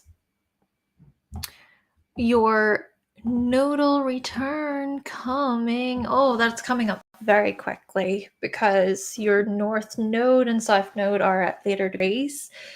So certainly around January, February, March time, things are going to feel quite potent for you. So with the nodal return, what I'm going to say is it could feel like this calling, right? This call to action. So, if for instance, there's anything that feels a bit like, this isn't serving me, I don't really feel fulfilled here, I've outgrown this situation right now, it's almost like the North Node taps on your shoulder and says, hey, remember me, right? So, it could come with a whole new set of lessons and insights, especially spiritual insights with the North Node being in Pisces. Give me a moment because I want to just check here. I want to look at another timing technique just to see. 2 seconds.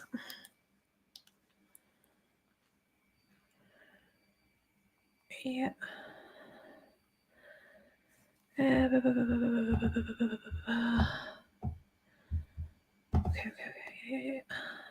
Yep.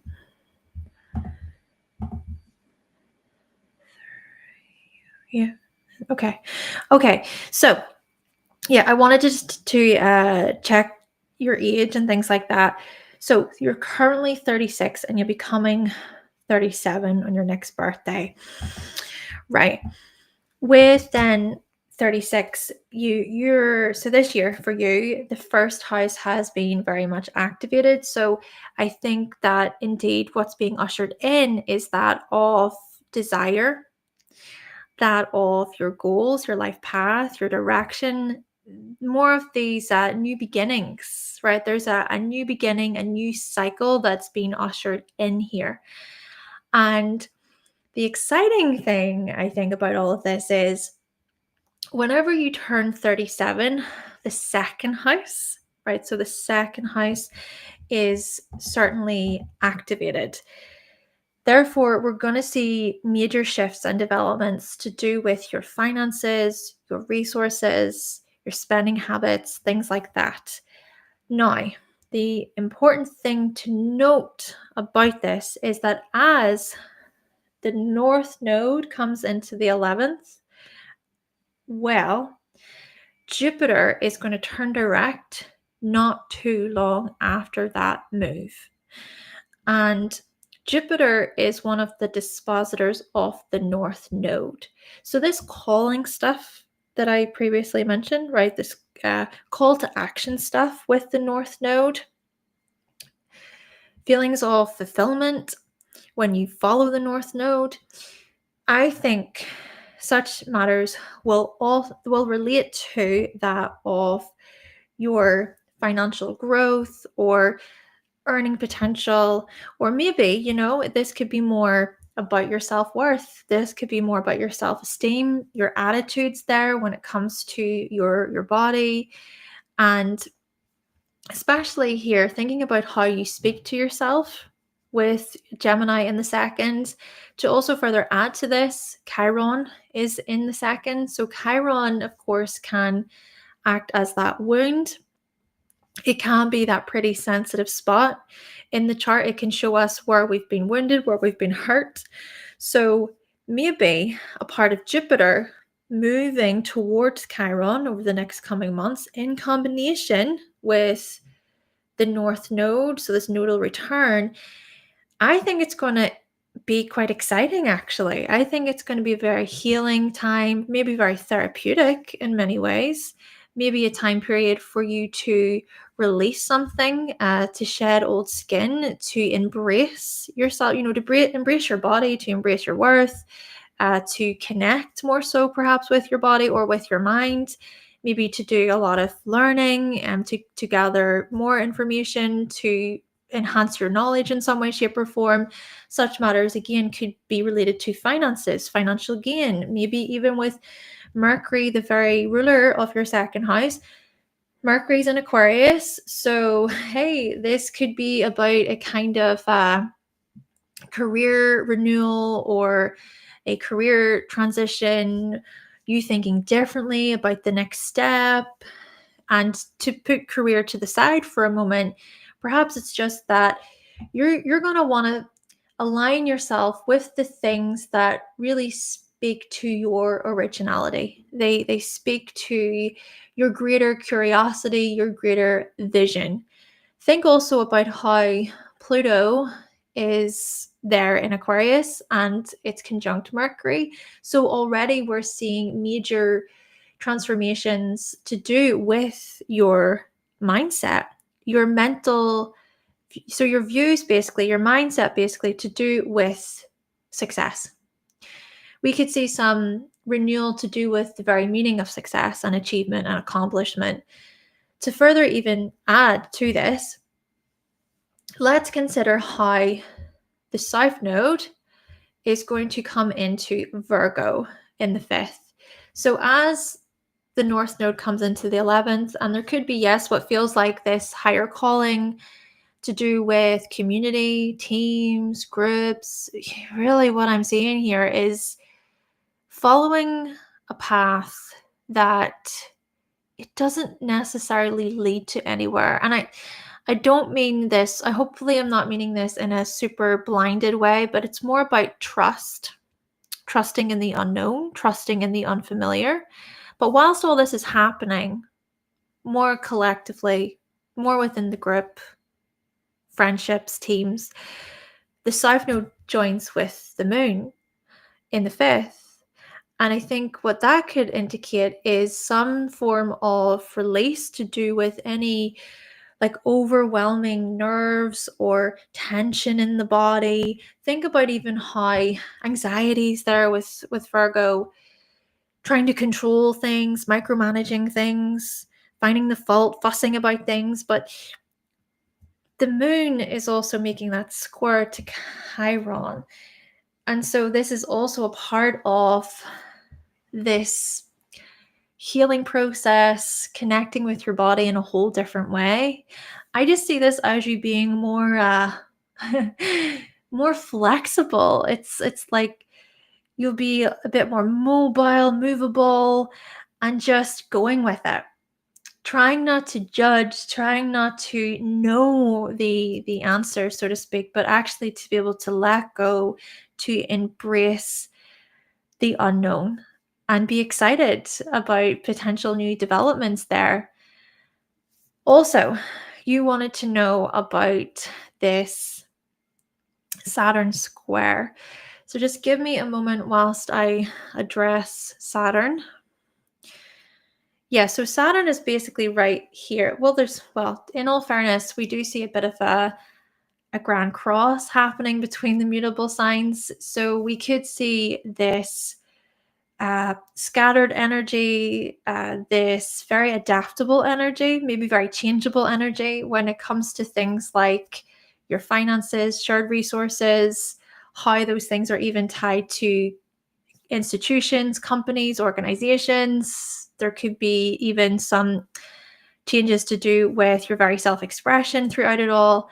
So with Saturn in Pisces coming along and going to connect in then with the North Node eventually, and will also make that square with Saturn in Sagittarius, there could be some interesting challenges, yes, to do with your belief systems, your worldviews, and how those things are tied to shared resources and shared accounts, debts, repayments, things like that.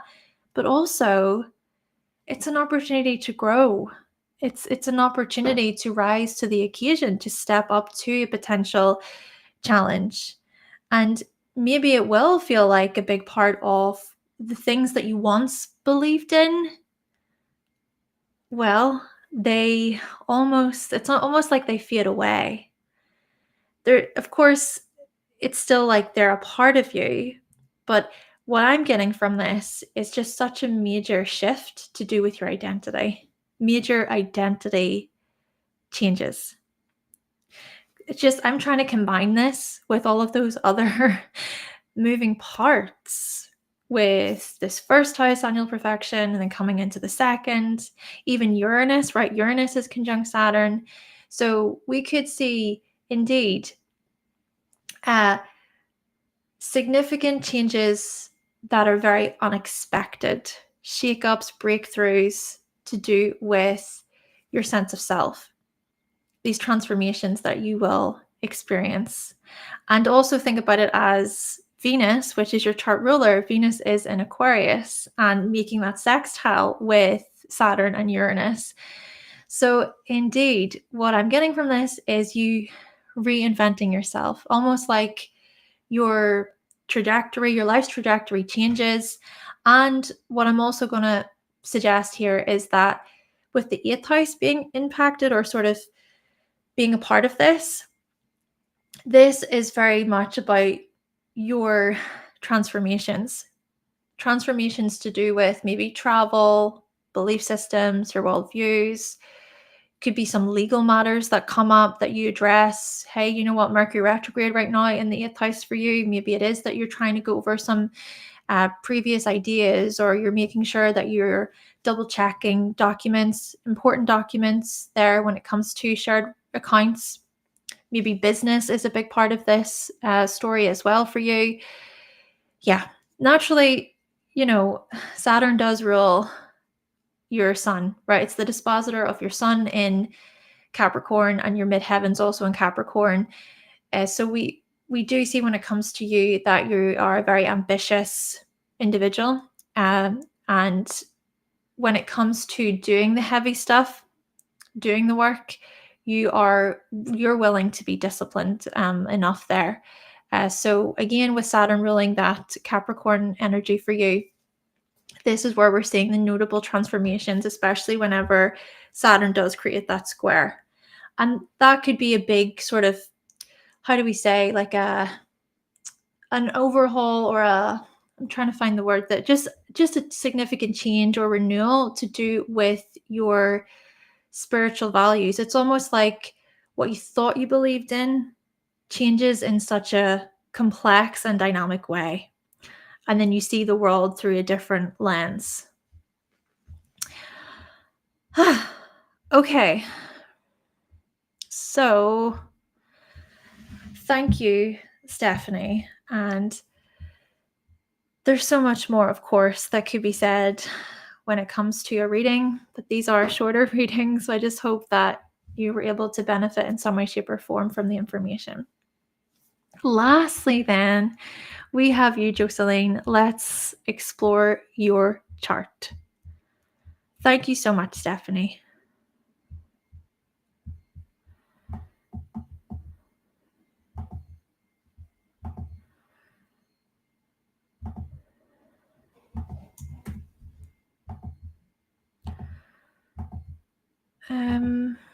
Yeah.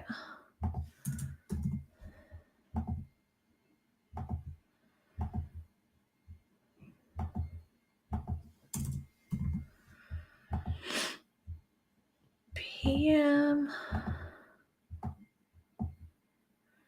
10.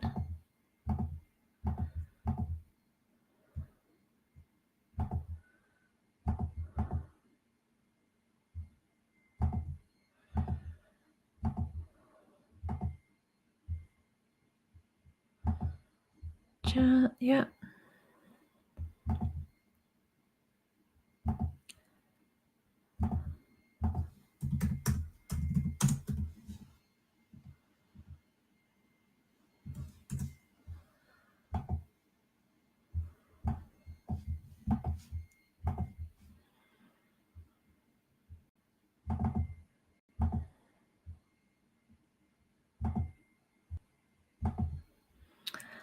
Okay.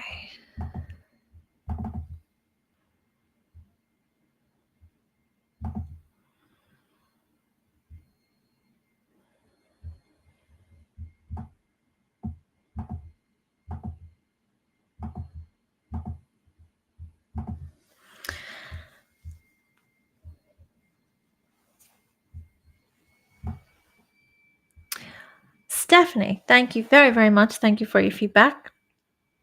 And I really hope that you benefited from your reading. Okay, so Joseline, let's explore your chart. You're the last chart this evening, and you want to know about career. Let's have a look. Let me just explore some timing techniques a moment.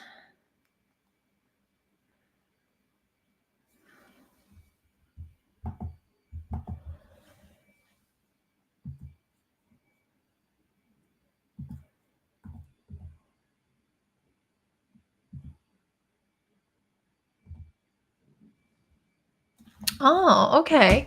So, Joseline, interestingly, whenever I looked at your annual perfections, with you being 48, okay, so you're currently 48, the first house is activated. So, what we've been noticing for you this year is that indeed life path changes, new beginnings. First house annual perfection years are so much about new starts, new beginnings, new cycles. I suppose with Virgo, particularly in the first, we could see this as new work related matters. We could see this as you may be doing something differently. There could be some new routine or a schedule or a habit that you started. It's a notable habit or schedule that you started this year. But to further add to this, Pluto has been playing a bit of a role, hasn't it? So Pluto is now in your sixth house and will continue to be there for the next 20 years. We'll also start to connect with your very chart ruler, which is Mercury. And Mercury is retrograde in Aquarius. So therefore, there is some indecision happening, isn't there? There is this back and forth, this considering, okay, the next step when it comes to work, your occupation, what you do on a day-to-day basis, things like that. And with Pluto, Pluto can act as this huge force. Pluto is a force to be reckoned with. Pluto can also, in a way, show up as unconscious drives and motivations. So things that are kind of boiling beneath the surface, things that you may not necessarily see or recognize, the hidden parts of yourself. So, sure, we could see this as potential you potentially addressing what is hidden so that you can become a bit more informed or aware of those things to help them work for you rather than against you. But it could also be where you're feeling, right? You're feeling this push, this call. Almost like, you're wanting to explore your higher meaning, if you will. So, interestingly, as Pluto continues to move through your sixth house, we're going to see notable developments to do with your occupation. And a part of this will require some time to reflect, to research, to go over data, to be hopefully objective about things with Mercury being in Aquarius. We could also see this as healthy experimentation, trying new things, right? There is that innovative quality too with Mercury in Aquarius. But to further add to this, let's explore. Well, there's a couple of things. I want to firstly explore how your birthday will be coming up, right? Your birthday will be coming up in the new year, and so you're going to turn 49. Therefore, the second house will be activated throughout that year for you. And the second house is in Libra, which includes Pluto, and therefore we could see once more major renewals and transformations to do with your finances. Honestly, it could feel like this sense of urgency. It could be what feels like upheavals, crisis points. And I'm not saying this to scare. I'm not saying this as a bad thing. Naturally, when it comes to working with Pluto, yes, sure, things can be tough, things can be challenging. But we can also look at it as you rising to the occasion, you stepping up to the challenge, you overcoming these challenges in many ways. And to also then add what I was trying to mention a moment ago, the sun is in Capricorn, opposing Saturn in Cancer. Right. There's quite a lot going on in your chart. I just want to say that, Joseline. We see, yes, there is, let me just see. There's a grand air trine, grand fire trine. Yeah, so there's two of those trines. There is the rectangle in the center. Wow, okay, yeah.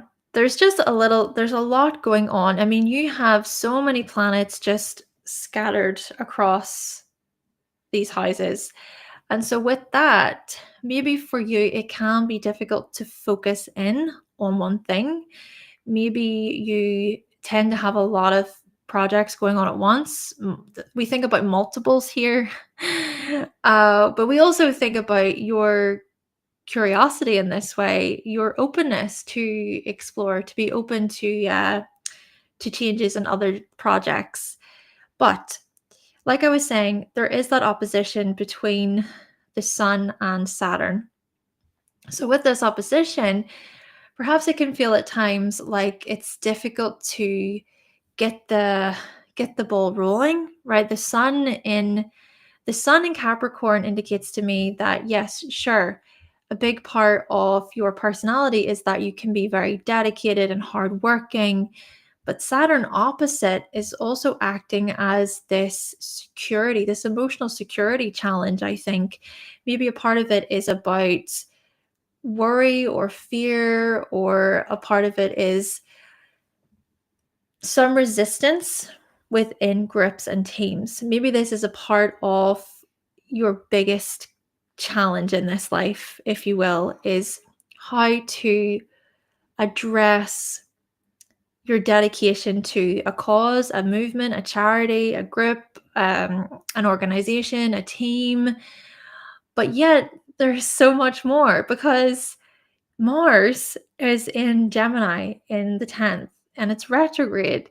So we also see that variety is indeed the spice of life. And to also further add to this, the moon itself is in Leo, Jupiter is in Aries, and then Venus is in Sagittarius. So there's also this grand fire trine happening. So whenever we look at this bigger picture, I find it interesting that you're asking basically about this, with career and things like that. But I think that you're the type of person who you like to really spread your wings and try new things and dabble, see what works, get a feel for things. But yet there is that sun in Capricorn, and you're like, no, but I want to fully commit to a plan, and I fully want to commit to a certain structure. And I wonder how what I'm saying sits with you. And I wonder, is it that whilst there is this aspect of, okay, sure, career and uh, doing the work and showing up and so on and so forth, but it's another thing to actually feel like you're passionate about something, or like the thing you're doing, it matters. You feel good about it. There's a great curiosity about it. Now, let's also consider that the grand air trine is within those houses of matter, right? The second, the 10th houses. The second is about our finances. The sixth is about our work and our services, our occupation, the day-to-day. And then the 10th is about what we become known for. It's about our greatest accomplishments, our greatest achievements. So maybe a big part of this is mental. A big part of this is about education, communication, learning all the things. But that key word I think I go back to is to dabble. To dabble, to try out different roles, so to speak, to see what works, to experiment, especially with Mars retrograde in Gemini, and then with that trine to Mercury retrograde in Aquarius. How fascinating to think, Joseline, that right now in the stars we have I just find this so fascinating, the connections, but we have Mercury retrograde in Sagittarius and we have Mars retrograde in Leo. And already, what are we seeing here just on an everyday level is that, yes, there is so much of this slowing down, this changeability, this freedom seeking quality, a lot to do with our inner fire, our passions, our drive, our motivations. But you see, you have these planets in air signs. So all of this, whoop, we come into the mind. We come into the world of ideas. And I just think that what's perhaps a big part of the things that will maybe light you up, fulfill you in many ways, is to just, my word, keep asking the bigger questions, keep exploring, keep experimenting, playing around with new ideas. Even the moon is in Leo in the 12th, and it's so much about, okay, whenever I'm on my own, oh my word, all this creativity just pours out of me, and that makes me feel really good. That makes me feel good about myself. I feel supported. This actually is an emotional need of mine, is to be able to go into my hiding spot and just entertain myself, play, have fun, enjoy life. Honestly, I just think a big part of it is to try and not to take it all super seriously. But with this combination of the air signs, sure, a lot of this could be about the so technology, marketing, sales, advertising, teaching, community work could also be a big part of this too. Okay, so Joseline, I hope that that was useful. I hope it was. That kind of turned into more of a bit of a personality reading. It's just there's a lot happening in your chart. Okay, everyone. Well, this has been the live readings. These were, of course, just quick readings. And if you would like to book a reading with me, you can visit my website, hannahselsewhere.com. And there we can explore your chart in more detail. And I'll take longer. I'll take more time going through your chart to see what I can find. It would be a joy to work with you, of course, and it has been a joy to do your readings this evening. Thank you. Thank you so much, Joseline. Thank you for your feedback. And everyone, yeah, thank you for being here. Thanks for booking this evening. Hope you have found them to be helpful.